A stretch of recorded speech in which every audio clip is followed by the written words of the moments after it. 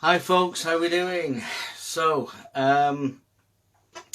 what I wanted to talk to you today about is how you can change your life. Now, I've spoken quite openly about my life and the struggles I had as a child,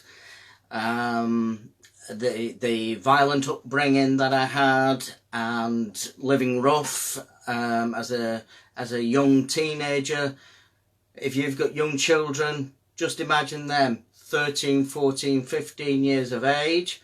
That was the age that I was fending for myself, living on the streets. And I tell you what, it's scary. Never mind the cold and the hunger, the thing that really gets you is the fear. Anyway, so how does that fit into what I want to talk about? So, if I had the belief system, if I allowed that belief system of where my future should be because of what I had experienced, I'd probably be an alcoholic, a drug addict, or in prison, or all three, possibly dead. My mantra as a child was, you will be no good to man, woman, or child. That is what I was told on a daily basis. It was reinforced with violence, not just a little slap.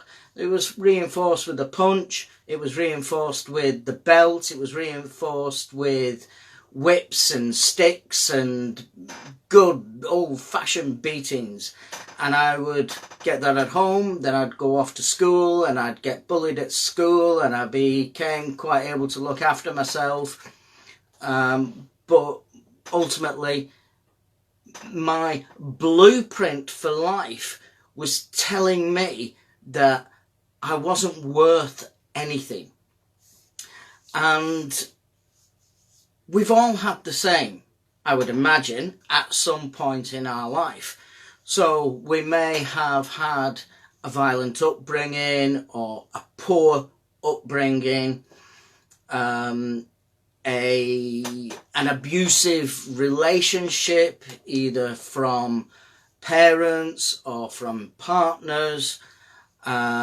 And what that all does is it gets stuck in the head, and it's like being on a tape that just keeps repeating itself, and we can't get out. And after my upbringing, and I spent some years in bedsit land, and I eventually got married and ended up in a relationship that perpetuated the belief that I was no good to man, woman, or child. She controlled me so much so that she bought my clothes, I wasn't allowed to go out, I couldn't have a period if I wanted one. Everything about me was controlled by her. And why we do that is deep psychological stuff, but it happens. And all it does is it keeps perpetuating. It's pushing that stone up a hill and it keeps rolling back on top of you, and you start again and you're pushing it up and it rolls back. And we just fall into this trap of, this is what my life is meant to be. I am not meant to be of any use to anybody. And I believed that. I believed that for the first 30 odd years of my life. That is my belief system, because I didn't know any different.